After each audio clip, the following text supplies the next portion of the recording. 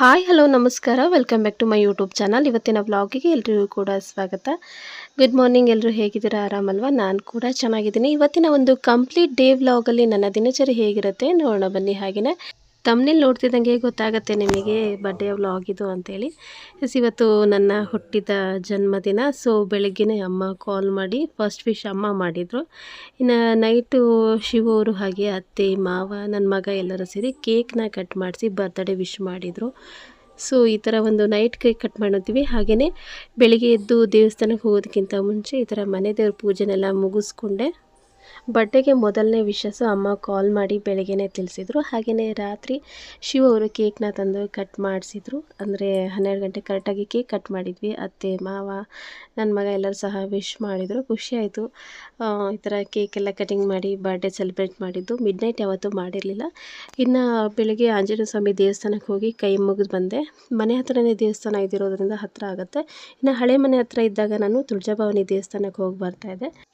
ಮನೆ ಹತ್ರನೇ ಆಂಜನೇಯ ಸ್ವಾಮಿ ದೇವಸ್ಥಾನ ಇತ್ತಲ್ಲ, ಅಲ್ಲಿ ಹೋಗಿ ಬಂದೆ. ಸ್ಯಾಟರ್ಡೇ ಸಹ ಆಗಿದ್ದರಿಂದ ಆಂಜನೇಯ ಸ್ವಾಮಿ ದೇವಸ್ಥಾನದಲ್ಲಿ ಚೆನ್ನಾಗಿ ಅಲಂಕಾರ ಮಾಡಿದರು.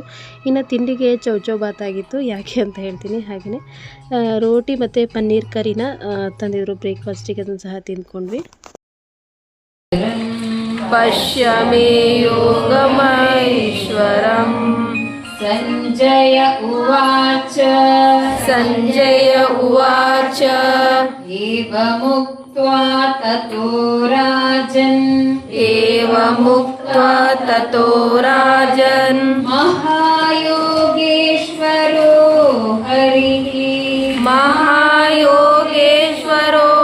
ಹರಿಃ ದರ್ಶಯಾಮಾಸ ಪಾರ್ಥಾಯ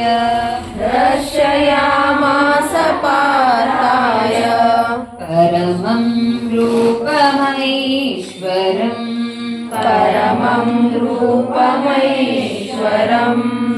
ಅನೇಕವಕ್ತ್ರನಯನಂ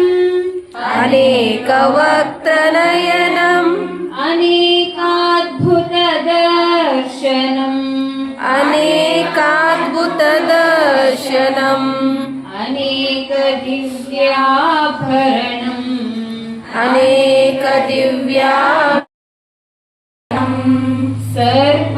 ಸರ್ವಾಶ್ಚರ್ಯಮಯಂ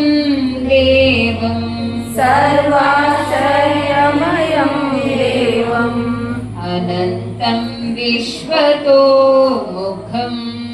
ಅನಂತಂ ವಿಶ್ವತೋಮುಖಂ ದಿವಿ ಸೂರ್ಯಸಹಸ್ರಸ್ಯ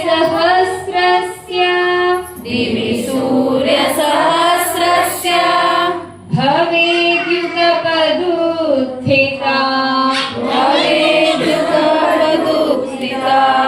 ಯದಿ ಭಾಸದೃಶಿ सा स्यात् भासस्तस्य महात्मनः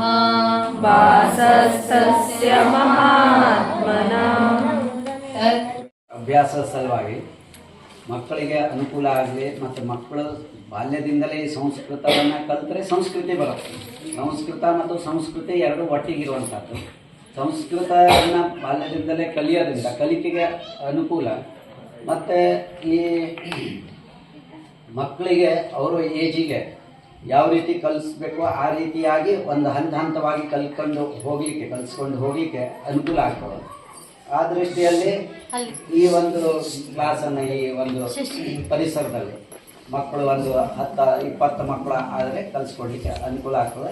ಅದಕ್ಕೊಂದು ವ್ಯವಸ್ಥೆ ಮಾಡ್ಬೋದು. ಎಲ್ಲಿ ಕಲಿಸ್ಕೊಡ್ತೀರಾ? ಒಂದು ಪ್ರಾಪರ್ ಪ್ಲೇಸ್ ಬೇಕಲ್ಲ. ಈಗ ದುರ್ಗಾನಗರದ ಮಕ್ಕಳೆಲ್ಲ ಈಗ ಇಲ್ಲಿ ದೇವಸ್ಥಾನದಲ್ಲ ಅಥವಾ ಬೇರೆ ಜಾಗದಲ್ಲೆಲ್ಲ? ಮಾರುತಿ ದೇವಸ್ಥಾನ ದುರ್ಗಾನಗರ. ತಿಂಗಳಿಗೆ ಎಷ್ಟು ಫೀಸ್ ಕಟ್ಟಬೇಕಾಗತ್ತೆ? ತಿಂಗಳಿಗೆ 50 ರೂಪಾಯಿ ಒಂದು ಮಗುವಿಗೆ. ಫಸ್ಟಿಗೆ ಒಂದು ರಿಜಿಸ್ಟ್ರೇಷನ್ ಮಾಡಿಕೊಂಡು ಅವರ ಹೆಸರು ಪ್ರತಿಯೊಬ್ಬರದ್ದು ಪರ್ಟಿಕ್ಯುಲರ್ ಆಗಿ ಹೆಸರು ಇದನ್ನು ಬರ್ಕೊಂಡು 100 ರೂಪಾಯಿ ಅಂತ, ಈಗ 50 ರೂಪಾಯಿ ಅಂತ ಅವ್ರು ಹೇಳಿದರು. ನಾವು ಅಂದ್ಕೊಂಡಿದ್ವಿ ಒಂದು 100 ರೂಪಾಯಿ ಒಂದು ಫಸ್ಟ್ ರಿಜಿಸ್ಟ್ರೇಷನ್, ಆನಂತರ 50 ರೂಪಾಯಿ ಪ್ರತಿ ತಿಂಗಳ ಅಂತ ಅಂದ್ಕೊಂಡಿದ್ವಿ. ಆ ಥರ ಏನು ಮಾಡೋದು ಅಂದರೆ ವ್ಯವಸ್ಥೆ ದೃಷ್ಟಿಯಿಂದ ಮತ್ತು ಇದ್ರ ದೃಷ್ಟಿಯಿಂದನೂ ಇಲ್ಲಿ ಸಹಕಾರವೂ ಬೇಕು. ಸ್ಥಳೀಯರದ್ದು ವ್ಯವಸ್ಥೆ ದೃಷ್ಟಿಯಿಂದ ಮಕ್ಕಳ ಕೂಡಿಸೋದು ಮಾಡೋದು ಅಥವಾ ಬೇರೆ ಯಾವುದಾದ್ರು ಪರಿಕರಗಳು ಇದರಿಂದ ಆ ಥರ ಮಾಡಿದಾಗ ಮಾಡಲಿಕ್ಕೆ ಕ್ಲಾಸನ್ನು ನಡೆಸಲಿಕ್ಕೆ ತುಂಬ ಅನುಕೂಲ.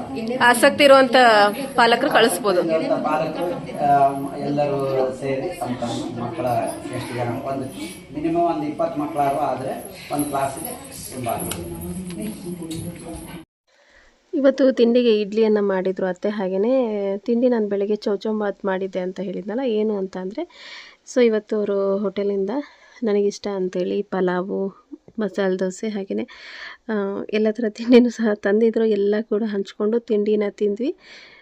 ದೆನ್ ಏನು ಅಂತ ಅಂದರೆ ಸಂಜೆ ಆಂಜನೇಯ ಸ್ವಾಮಿ ದೇವಸ್ಥಾನದಲ್ಲಿ ನಿಮಗೆ ಗೊತ್ತಿರೋ ಹಾಗೆಯೇ ಈಗ ಸೆಕೆಂಡ್ ವೀಕ್ ಪ್ರೆಸೆಂಟ್ ಪೂಜೆ ನಡೀತಾ ಇದೆ. ಹಾಗೆಯೇ ಭಗವದ್ಗೀತೆ ಓದಿ ಬರ್ತೀವಿ, ಹನುಮಾನ್ ಚಾಲೀಸ್ ಸಹ ಓದಿ ಬರ್ತೀವಿ. ಆ ಕಾರ್ಯಕ್ರಮಕ್ಕೂ ಸಹ ನಾನು ಬಂದಿದ್ದೆ.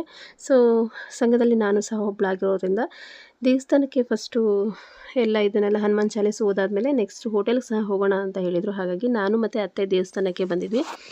ಇವತ್ತು ಒಂದು ಮೀಟಿಂಗಲ್ಲಿ ಏನು ಡಿಸ್ಕಷನ್ ಆಯಿತು ಅಂತಂದರೆ, ಚಿಕ್ಕ ಮಕ್ಕಳಿಗೆ ಸಂಸ್ಕೃತ ಅಭ್ಯಾಸ ಮಾಡಿಸ್ಬೇಕು ಅಂತೇಳಿ ಟೀಚರ್ನ ನಾವು ಇಡ್ತೀವಿ. ಸೊ ಯಾರಿಗೆಲ್ಲ ಇಂಟ್ರೆಸ್ಟ್ ಇದೆ ನೀವು ಸಹ ಮಕ್ಕಳನ್ನ ಇಲ್ಲಿ ಜಾಯಿನ್ ಮಾಡಿಸ್ಬೋದು. ಹಾಗೆ ಗ್ರೂಪಲ್ಲಿ ನೀವು ಸಹ ಹೆಸರು ಕೊಡ್ಬೋದು. ಗ್ರೂಪ್ ನಿಮಗೆ ಗೊತ್ತಿದೆ ಅಂತ ಅನ್ಕೊತಾ ಇದ್ದೀನಿ. ಕೇಸರಿ ನಂದನ ಮಹಿಳಾ ದುರ್ಗಾನಗರ ಸಂಘ ಅಂತ ಇದೆ. ಸೊ ಅದರಲ್ಲಿ ನೀವು ನಿಮ್ಮ ಮಕ್ಕಳಿಗೆ ಸಂಸ್ಕೃತ ಪಾಠಾಭ್ಯಾಸ ಕಲಿಸ್ಬೇಕು ಅನ್ನೋದೊಂದು ಇಂಟ್ರೆಸ್ಟ್ ಇತ್ತು ಅಂದರೆ ನೀವು ಮಕ್ಕಳನ್ನ ಜಾಯಿನ್ ಮಾಡಿಸ್ಬೋದು. ಸ್ಟಾರ್ಟಿಂಗ್ ಫೀ ಬಂದುಬಿಟ್ಟು ಮಂತ್ಲಿ 50 ರುಪೀಸ್ನ ಚಾರ್ಜ್ ಮಾಡ್ತಾರೆ. ಹಾಗೆಯೇ ಅಡ್ಮಿಷನ್ ಫೀ ಬಂದುಬಿಟ್ಟು 50 ರುಪೀಸ್ ಆಗುತ್ತೆ. ದೇವಸ್ಥಾನದಿಂದ ಬರ್ತಾ ನಮಗೆ 8 ಕಾಲಾಗಿತ್ತು. ಇನ್ನು ಮನೆಗೆ ಬಂದಮೇಲೆ ಮತ್ತೆ ರೆಡಿಯಾಗಿ ಹೋಟ್ಲಿಗೆ ಹೋಗೋಣ ಅಂತೇಳಿ ಬೆಳಗ್ಗೆನೇ ಮಾತಾಡ್ಕೊಂಡಿದ್ವಿ. ಹಾಗಾಗಿ ನಾವು ವೆಜ್ ಹೋಟೆಲಿಗೆ ಹೋಗೋದಾದರೆ ನಾವು ಕೃಷ್ಣ ಪ್ಯಾಲೇಸಿಗೆ ಹೋಗ್ತೀವಿ. ಬೆಳಗಾವಿ ರೋಡಲ್ಲಿ ಇದೆಯಲ್ಲ, ಅಲ್ಲಿ ಚೆನ್ನಾಗಿ ಫುಡ್ಸ್ ಎಲ್ಲ ಸಿಗುತ್ತೆ. ಅದೇ ನಾನ್ ವೆಜ್ ಅಂತ ಅಂದರೆ ಹೋದರೆ ಯಾವಾಗಲೂ ಸಹ LPಗೆ ಹೋಗೋದು, ಲಕ್ಷ್ಮಣ್ ಪ್ಯಾಲೇಸ್ಗೆ ಹೋಗೋದು. ಅಲ್ಲಿ ಚೆನ್ನಾಗಿ ನಾನ್ ವೆಜ್ ಡಿಶಸ್ ಮಾಡ್ತಾರೆ. ನನಗೆ ಹೆಚ್ಚಾಗಿ ನಾನು ಇಷ್ಟಪಡುವಂಥದ್ದು ಬಿರಿಯಾನಿ ಇಷ್ಟಪಡ್ತೀನಿ. ಸ್ಟಾರ್ಟರಲ್ಲಿ ನಾನು ಚಿಕನ್ ಅಥವಾ ಮಟನ್ ಅಥವಾ ಮಶ್ರೂಮ್ ಫ್ರೈ ಈ ಥರ ಇಷ್ಟಪಡ್ತೀನಿ. ಸೊ ಇವಾಗ ನಾವು ಲಕ್ಷ್ಮಣ್ ಪ್ಯಾಲೇಸಿಗೆ ಹೋಗ್ತಾಯಿದ್ದೀವಿ. ನಾನು, ಆರ್ಯ ಹಾಗೆಯೇ ನಮ್ಮ ಮನೆಯವರು, ಅತ್ತೆ ಮಾವ ಎಲ್ಲರೂ ಸಹ ಸೇರಿ ಹೋಗ್ತಾಯಿದ್ದೀವಿ. ಎವ್ರಿ ಬರ್ಡೇಗೆ ಏನು ಮಾಡ್ತೀವಿ ಅಂದರೆ ಜಸ್ಟ್ ಗೋಪಿ ತಿಂದು ಬರ್ತಿದ್ವಿ. ಬಟ್ ಇವತ್ತು ಹೋಗ್ತಾಯಿದ್ದೀವಿ ಲಕ್ಷ್ಮಣ್ ಪ್ಯಾಲೇಸಲ್ಲಿ ಚೆನ್ನಾಗಿರುತ್ತೆ. ಸೊ ಎಲ್ಲರೂ ಸಹ ಹೋಗೋಣ ಅಂಥೇಳಿ ಹೋಗ್ತಾಯಿದ್ದೀವಿ. ನಾವು ಬರಬೇಕಾದ್ರೆ ಒಂದು 8:15 ಆಗಿತ್ತು. ಮೊದಲಿಗೆ ನಾವು ಚಿಕನ್ ಮಂಚೂರಿಯನ್ ಸೂಪ್ನ ಆರ್ಡ್ರ್ ಮಾಡಿ ತೊಗೊಂಡ್ವಿ. ಆರ್ಯನಿಗೆ ಅಷ್ಟಿಷ್ಟ ಆಗಿಲ್ಲ, ಮಾವನು ಸಹ ಸೂಪ್ ಅಷ್ಟು ಇಷ್ಟಪಟ್ಟು ಕುಡಿಯೋದಿಲ್ಲ. ಬಟ್ ನಾನು, ಶಿವ ಅವರು ಹಾಗೆಯೇ ಅತ್ತೆ ಸೂಪ್ನ ಎಂಜಾಯ್ ಮಾಡಿಕೊಂಡು ಕುಡಿದ್ವಿ. ಇನ್ನು ಬಿರಿಯಾನಿಗಿಂತ ಮುಂಚೆ ಸ್ಟಾರ್ಟರ್ ಏನಾದ್ರು ತೊಗೊಳ್ಳೋಣ ಅಂಥೇಳಿ ನಾವು ಮೇಥಿ ಚಿಕನ್ ಫ್ರೈ ತೊಗೊಂಡ್ವಿ. ಹಾಗೆಯೇ ಅದ್ರ ಜೊತೆಗೆ ಮಶ್ರೂಮ್ ತೊಗೊಳ್ಳೋಣ ಅಂತ ಹೇಳಿದ್ರು ಅತ್ತೆ. ಸೊ ಮಶ್ರೂಮಲ್ಲಿ ನಾವು ಪೆಪ್ಪರ್ ಮಶ್ರೂಮ್ ಡ್ರೈನ ತೊಗೊಂಡ್ವಿ. ಸೊ ಎರಡು ಸಹ ಟೇಸ್ಟ್ ಚೆನ್ನಾಗಿತ್ತು. ಬಟ್ ಏನು ಅಂತಂದರೆ ಮೇಥಿ ಫ್ರೈ ಇದೆಯಲ್ಲ, ಚಿಕನ್ ಫ್ರೈ ಸ್ವಲ್ಪ ಅದು ಖಾರ ಅಂತ ಅನ್ನಿಸ್ತು. ಆಮೇಲೆ ಏನಕ್ಕೆ ಅಂದರೆ ನಾವು ಇವತ್ತು ಡೇದಲ್ಲಿ ಸ್ವಲ್ಪ ಸ್ವೀಟ್ ಹೆಚ್ಚಾಗಿ ತಿಂದಿದ್ದರಿಂದ ಸ್ವಲ್ಪ ಬಾಯಿಗೆಲ್ಲ ಖಾರ ಖಾರ ಖಾರ ಅನ್ನಿಸ್ತಾಯಿತ್ತು. ಹಾಗೆಯೇ ಮಶ್ರೂಮ್ ಪೆಪ್ಪರ್ ಡ್ರೈ ತುಂಬ ಚೆನ್ನಾಗಿತ್ತು. ನನಗೆ ಪರ್ಸ್ನಲಿ ಅದು ಇಷ್ಟ ಆಯಿತು. ಇನ್ನು ಬಿರಿಯಾನಿಲಿ ನಾವು ಮಟನ್ ಬಿರಿಯಾನಿನ ಆರ್ಡ್ರ್ ಮಾಡಿದ್ವಿ. ಮಟನ್ ಬಿರಿಯಾನಿ ಚೆನ್ನಾಗಿ ಮಾಡ್ತಾರೆ ಅಂತ ಹೇಳಿದ್ರು ಇಲ್ಲಿ.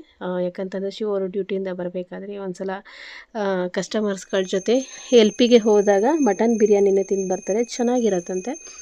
ಸೊ ನಾನು ಸಹ 1-2 ಸಲ ಸಹ ತಂದಿದ್ರು ಮನೆಗೆ, ಇಷ್ಟ ಆಗಿತ್ತು. ಸೊ ಹಾಗಾಗಿ ನಾನು ಸಹ ಮಟನ್ ಬಿರಿಯಾನಿನ ಆರ್ಡ್ರ್ ಮಾಡಿದ್ವಿ.